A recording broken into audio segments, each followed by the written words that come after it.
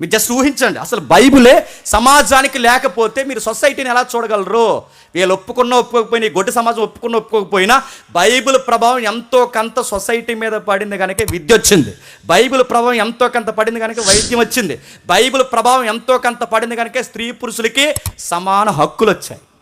మనిషిని మనిషిగా చూడాలని రాజ్యాంగ మొదట పీఠిక ప్రియాంబుల్లో ఫస్ట్ పేజ్లోనే మనిషిని మనిషిగా ఎలా గౌరవించాలంటే, డబ్బున్నవాడో నల్లోడో తెల్లోడో గొప్పోడో ప్రాంతాన్నో బట్టి కాదు, వాడిని దేన్ని బట్టి గౌరవించాలంటే ఆడి మనిషి కనుక మనిషిని మనిషిగా గౌరవించాలి. దానికి అడుగేసి బైబిల్ ముందు చెప్పింది ఆడి మనిషే కాదు, సాక్షాత్తు గాడ్స్ ఇమేజ్, దేవుని స్వరూపం, అందుకు ఆనర్ చేయాలి. ఇది మన రాజ్యాంగ ప్రియాంబుల్లోనే ఉంది. బైబిల్ ప్రభావం లేకపోతే అక్కడ వరకు ఎందుకు ఇంత పెద్ద పదాలు మనకు వద్దు, కానీ బైబిల్ ప్రభావం లేకపోతే, బైబిలే సమాజంలో లేకపోతే అసలు నువ్వు ఈ రోజుకి ఏమై ఉండేవాడు ఒకసారి ఊహించుకో. నేను తిరిగిపోతున్నావు, తాగుపోతున్నావు, రౌడీ యాదన అయిపోతుంది. నేను చెప్తాను మళ్ళీ, నెంబర్ ఆఫ్ రౌడీ సీట్లో పేరు వచ్చేది, నాకు ఏదో పేరు వచ్చేది గొడవ లేకుండా. ఏదో అడుగుతున్నా, బైబిల్ లేకపోతే మనం ఏమైపోతుంది చెప్పండి? ఏదో ఒకటి అయిపోదు.